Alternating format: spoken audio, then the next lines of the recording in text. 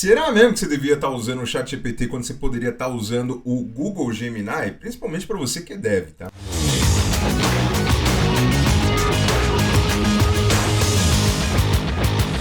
Então, caso você não conheça, o Google Gemini, ele é o antigo Bard. Se você já ouviu falar do Google Bard, ele foi renomeado e ele ganhou esse nome de Google Gemini, ou o modelo Gemini, como você vai ver aí. E a ideia dele é justamente isso, ele ser uma inteligência artificial que você consegue conversar com ele através de linguagem natural, igual é ali o ChatGPT, né? Você consegue conversar através de chat, com a vantagem de se conectar ali com o ecossistema de ferramentas da Google. E hoje, o que eu vou fazer aqui? Hoje a gente vai fazer esse embate aqui do ChatGPT na versão gratuita versus o Google Gemini na versão gratuita. Qual que é a melhor ferramenta para devs? Para isso, eu vou colocar e submeter os dois a alguns testes de algumas atividades simples que um desenvolvedor iria fazer utilizando algum desses dois. Então, já vamos aqui para a tela do computador para a gente fazer o nosso primeiro cenário. Tinha uma coisa que era uma limitação do ChatGPT, que era até que ano ele enxergava, né, ali o conhecimento dele. Então, o primeiro cenário de teste que eu vou testar aqui é perguntar tanto para o ChatGPT quanto para o Gemini qual que é o ano base ali que ele tem ali de limite de base de conhecimento. Vamos testar os dois na versão gratuita. Já acessei o ChatGPT aqui e vou perguntar para ele. E olha só, ele até que tá atualizadinho, porque eu lembro que antigamente, se não me engano, no começo era até 2021, mas agora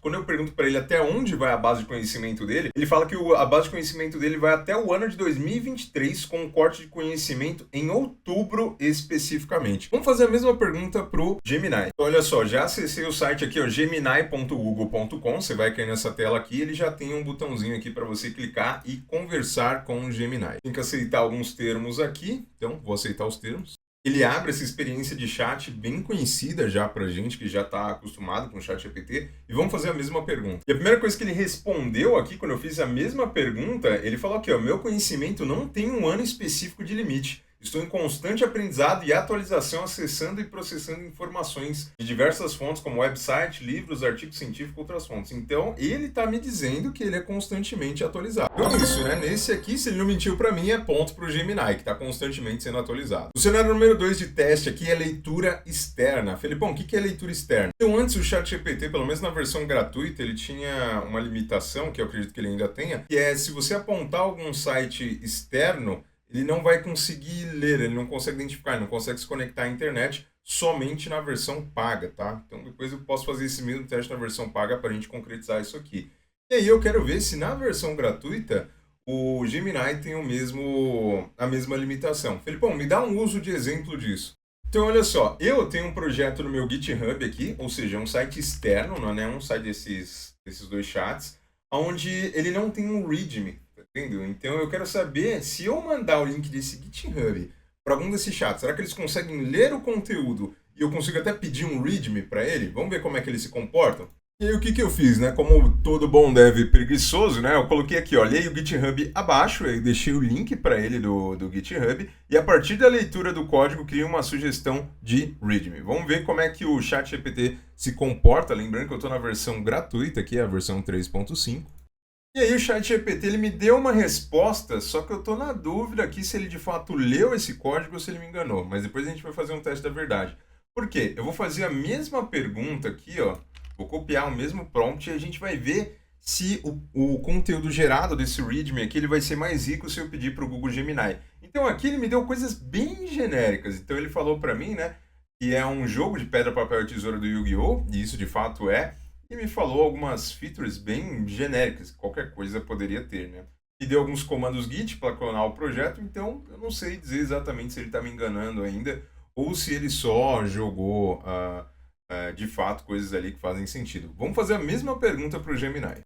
Então olha só, quando eu joguei o exato mesmo prompt para o Gemini, ele falou, não tenho como te ajudar nisso, sou apenas um modelo de linguagem, não tenho capacidade de entender e responder essa questão. Mas muita calma aí, porque não dá para dar o ponto pro ChatGPT ainda. A gente não sabe se ele está mentindo para a gente ou não. Qual que é a melhor maneira de eu saber se ele de fato está conseguindo ler um conteúdo externo? Eu vou pedir para ele me explicar o código. Então, se eu digitar aqui, ó, me explique o código do GitHub que você leu. Se ele conseguir me explicar, significa que de fato ele conseguiu acessar. Se não, ele só fingiu para mim que ele leu e me deu um README genérico.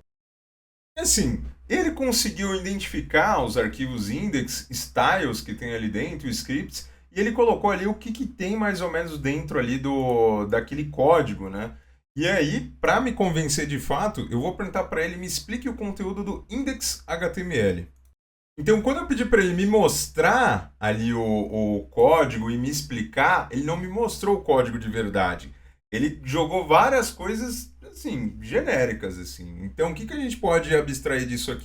Que não necessariamente ele tá fazendo a leitura, mas como ele está falando coisas genéricas em cima, talvez pautado no nome do projeto, pode ser que ele esteja conseguindo me enganar mais, e não necessariamente que ele te dê uma resposta verdadeira. Não à toa que se eu fizer essa mesma última pergunta para o Gemini, ele vai lá e me fala, ó, ele fala, ó, infelizmente não consegui acessar o conteúdo do arquivo index do GitHub, né? Ele fala que o conteúdo pode ser pago, pode requerer algum conteúdo de login, recomendo que você tente acessar diretamente o GitHub. Basicamente ele falou, ó, não consigo, fica por você. Então assim, né, na prática, a única diferença dos dois ali é que o chat GPT ele me enganou mais, né? Então assim, nenhum dos dois conseguiu cumprir o que eu pedi de fato. Então nesse caso aqui, eu considero empate, porque nenhum dos dois conseguiu me entregar o que eu quero, tá? Empate, no caso aqui, da maneira negativa. Nenhum dos dois conseguiu me entregar o que eu de fato queria. Um só queria me enganar mais. É sempre assim, sempre tem alguém que quer te enganar melhor. E vamos para o caso de teste de cenário número 3 aqui, que é gerar código simples. O que é gerar um código simples, Felipão?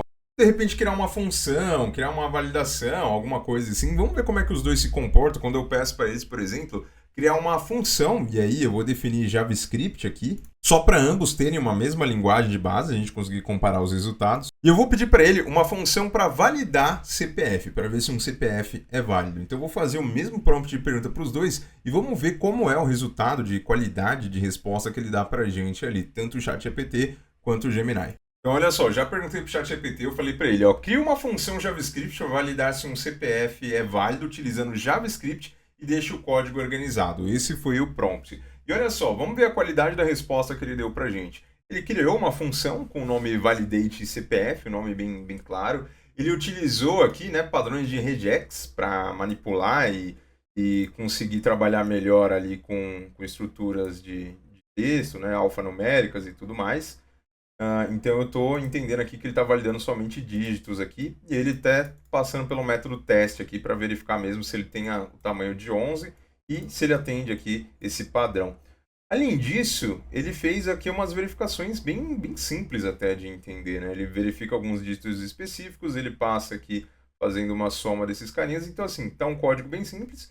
No final, ele jogou uma explicação de 5 passos aqui. Então, basicamente, o que ele me entregou foi um código que ficou bem organizado e uma explicação aqui de 5 passos. Vamos ver como é que o Gemini ele se comporta com a mesma pergunta, com o mesmo prompt.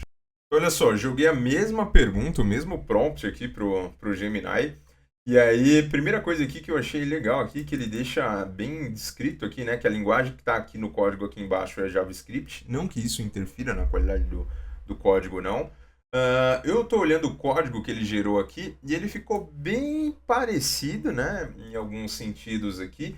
Então, a primeira coisa é que ele está fazendo um replace, né, ele está verificando aqui o que tem de número, o que não é número, e aí ele está fazendo um replace por tudo que não é número aqui para jogar vazio. Então, ele removeu alguns caracteres. Então, ele fez, antes dele começar a tratar aquilo como CPF, ele fez uma sanitização de dados, como a gente chama. E ela também aconteceu aqui, ó, no projeto aqui que a gente fez no ChatGPT. Então, essa aqui, até então, o código está bem parecido. Ele jogou aqui também, né, fez a verificação aqui se ele tem 11 e tudo mais. Então, assim, o código ele é funcional, pelo menos vendo à primeira vista aqui. Ele é um código funcional, eles ficaram bem parecidos entre si. Mas vamos avaliar outras coisas aqui, além do óbvio. A primeira coisa aqui que eu olhei foi o syntax highlight, né? Então aqui no ChatGPT ele fala que é JavaScript, ele deixa um botão rápido para você copiar o código aqui, mas eu gostei também, eu gosto muito do syntax highlight, né? Que ele deixa colorido essa parte de código aqui no ChatGPT. E no Gemini, né? Ele deixa maiorzinho aqui, ele não tem o botão rápido de copiar aqui em cima, ó, tá vendo? Ele não tem o botãozinho rápido de copiar o código. Eu achei legal o syntax highlight, né? O jeito como ele deixa colorido também. E o botãozinho fica aqui embaixo, tá? Então, depois que eu ler o código, eu posso copiar. Então, assim, em questão de funcionalidade estética, os dois entregam a mesma coisa. Não ficou devendo para nenhum. É só o posicionamento que tá diferente. Mas ele deixa bem evidenciado aqui que é JavaScript. Esse botãozinho fica aqui embaixo. E ele te dá um aviso, tá? E ele te dá um aviso, ó. Use esse código com cuidado. Por quê? Porque quando você clica nele, ele te joga num FAQ específico para você que é dev, tá? Como o Gemini pode te ajudar a programar? Ou seja, eles querem ajudar devs, eles sabem que isso é uma premissa. E eles alertam, ó, cuidado, você pode ter bugs, principalmente quando você encaixa ali com o seu código, pode conter alguma vulnerabilidade. Então ele te dá esse aviso, né? Então é um pontinho a mais aí pro Gemini. E a mesma coisa que a gente viu ali, e olha só, ele deu uma explicação do código, só que eu achei legal de diferente aqui duas coisas. E olha só, é o mesmo prompt. O Gemini aqui, ele explicou o código de uma maneira mais detalhada e ainda por cima, eu não pedi isso para ele, mas ele me deu um exemplo de uso, ou seja, ele me deu um caso de uso desse código aqui e ele me trouxe algumas observações. Então eu achei a resposta do Gemini muito mais completa. Quando eu olho estética e botão em funcionalidade, tudo bem, tá? Mas a gente sabe também que essas respostas elas podem acabar variando um pouco, dependendo das vezes você pergunta para o ChatGPT, ele vem comentar, às vezes não vem. Mas a resposta que ele me deu aqui, por ter uma explicação mais completa e uma explicação de uso aqui, eu vou dizer o seguinte, ponto para o Gemini, tá? Muito por conta da qualidade da resposta que ele me trouxe. Mas não vamos puxar a sardinha para o Gemini, tá? Então o Gemini aqui ele tá vencendo aqui no jogo, mas nem por isso a gente vai puxar a sardinha com ele, porque agora a gente vai pedir um exemplo um pouquinho mais complexo. Então agora eu vou fazer mais um cenário de teste para a gente conseguir ver a qualidade da resposta de ambas as tecnologias. E vai ser o nosso quarto teste, que é gerar um código mais complexo. Felipão, mas o que você entende como um código complexo? Eu não estou falando necessariamente de um código com alguma regra de negócio que é muito complicada. Não, é de passar mais instruções, delegar mais instruções para a nossa tecnologia fazer. Porque aqui o que a gente delegou? A gente delegou um escopo de uma função. Agora, imagina que eu quero fazer uma coisa com um cenário muito maior. Ou seja, o que eu quero fazer? Eu vou pedir para ele me dar uma estrutura de projeto específico, para ele criar a base de arquivos que o meu projeto deve ter, me dar os comandos que eu tenho que fazer ali passo a passo. Então, eu vou pedir para ele criar uma aplicação utilizando Clean Architecture no Node.js para fazer uma API que me retorne, por exemplo, o clima do tempo.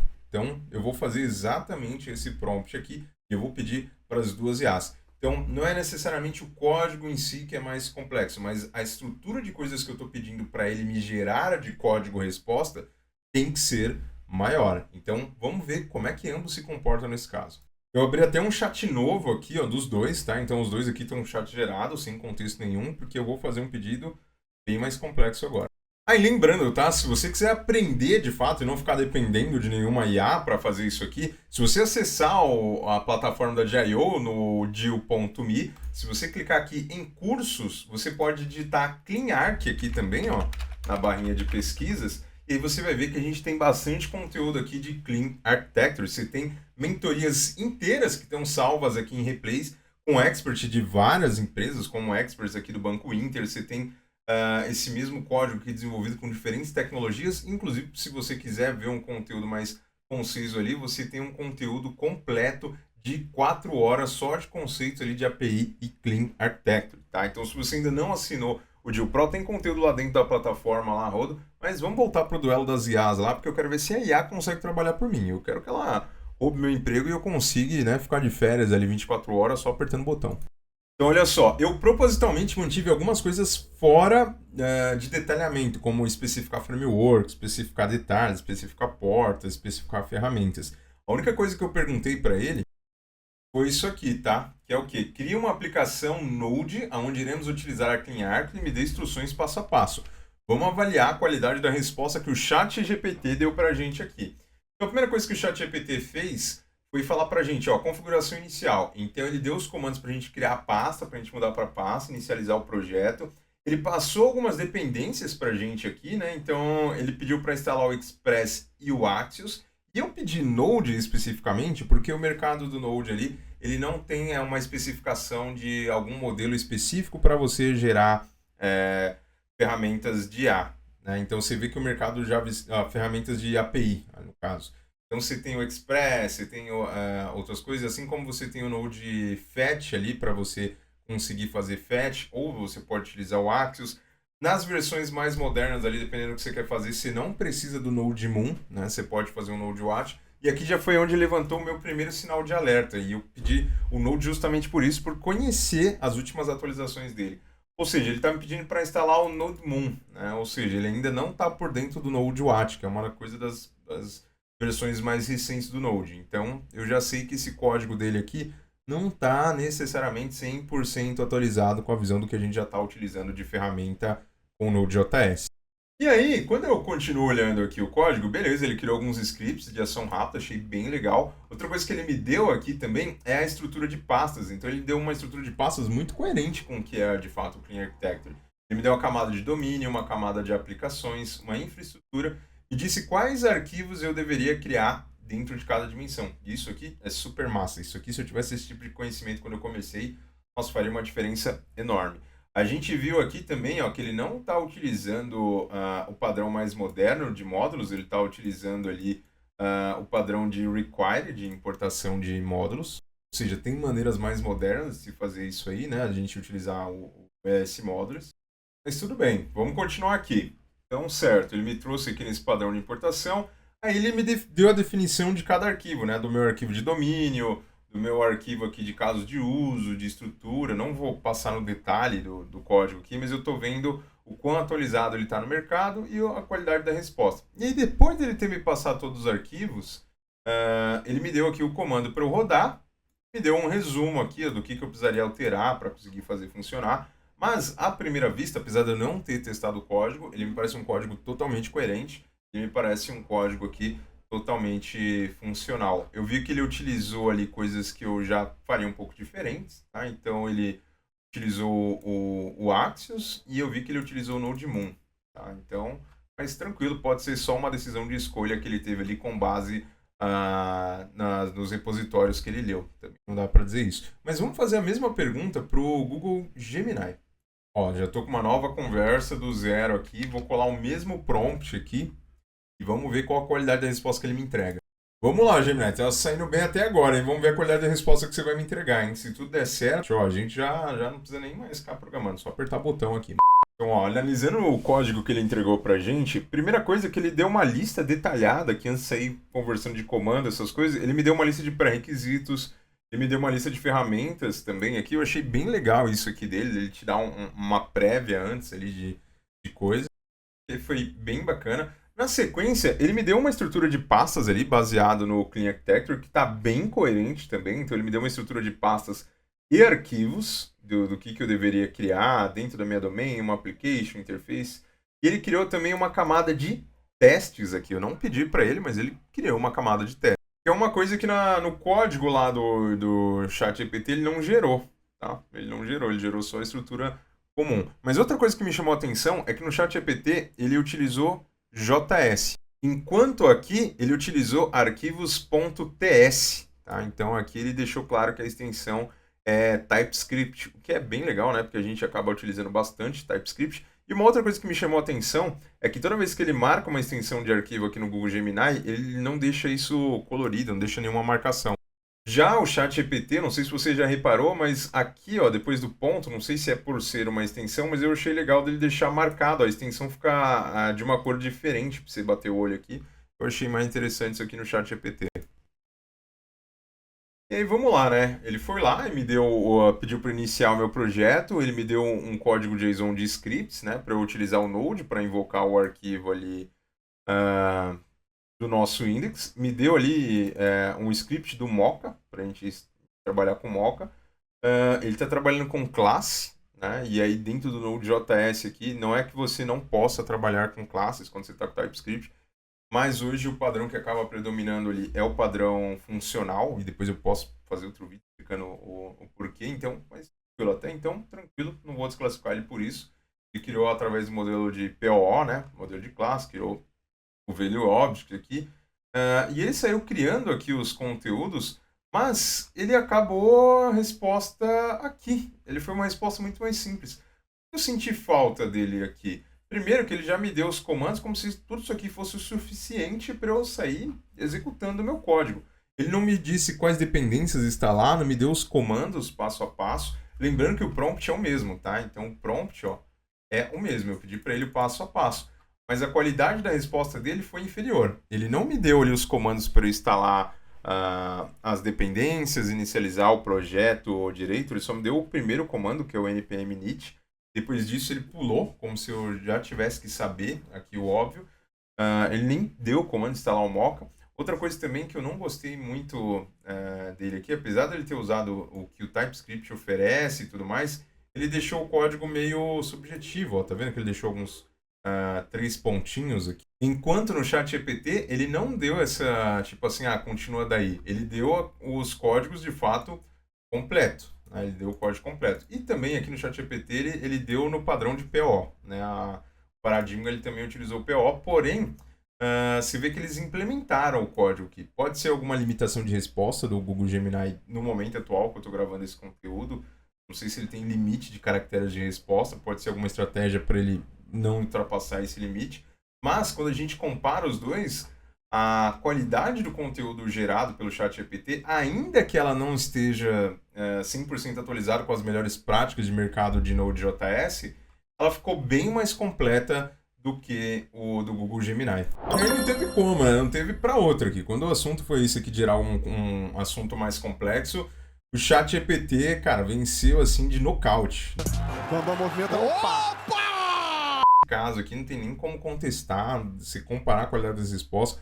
Obviamente que toda vez que você faz pergunta para essas IAs, a resposta pode variar um pouquinho para melhor, para pior, mas assim, a diferença foi muito grande aqui dos dois aqui por conta dos pontos que eu levantei. Então, pontaço aqui para o ChatGPT. Só que ainda assim, você tem que levar em consideração que nenhuma dessas IAs vai substituir um bom dev. Você viu, né? Eu falei para você que mesmo o ChatGPT trazendo uma qualidade de código melhor, ele não está trazendo o que está em assunto no mundo do Node.js, não está trazendo o que está mais atualizado no mundo do Node.js e nem está trazendo necessariamente as melhores práticas que já estão sendo utilizadas nas empresas. Se você não quiser ficar dependendo de uma IA e quiser saber e dominar Node do jeito moderno, do jeito que as empresas estão pedindo de verdade, dentro da plataforma da J.io, eu vou deixar uma indicação rápida aqui, tá? Quando você clica em cursos, você pode clicar aqui no menu de formações e saiu recentemente uma formação de Node.js Fundamentals, para você aprender os fundamentos de Node.js em 30 horas, conteúdo super completo. Então você vai entender desde o que é um arquivo JSON, o que está acontecendo ali na organização dos seus arquivos, vai criar um projeto, por exemplo, um simulador de corridas do Mario Kart. Você vai aprender ali como trabalhar com módulos nos 2 padrões ali mais utilizados. Você vai construir um projetinho ali, back-end de carrinho da Shopee. E você vai aprender sobre NPM, vai aprender como rodar código com TypeScript da maneira mais organizada e atualizada. Como é que você faz um setup e, de fato, você vai estar utilizando todos os recursos que o Node tem para te oferecer nativamente antes de estar olhando para bibliotecas de terceiros. Então é por isso que eu altamente recomendo que você estude de fato, não delegue só o conhecimento para uma IA. Mas e aí, me conta no chat, eu não estou contando pontuação porque assim, são cenários específicos, alguns cenários podem fazer mais sentido para um do que para outro. A gente viu que o Gemini saiu melhor em alguns testes ali, em boa parte dos testes, mas quando o negócio pegou mesmo para capar ali, o ChatGPT ali, ele resolveu melhor o nosso problema. Então é até difícil de tentar resolver essa briga só com uma pontuação simples, quem ganhou mais testes do que outros aí. Mas deixa aí no chat, você acha que o teste que eu fiz aqui foi honesto? Se sim, que outros testes você gostaria de ver aqui o Felipão fazendo com outras IAs? Bom, é isso. Eu sou o Felipão da J.io e pela sua atenção, muito obrigado.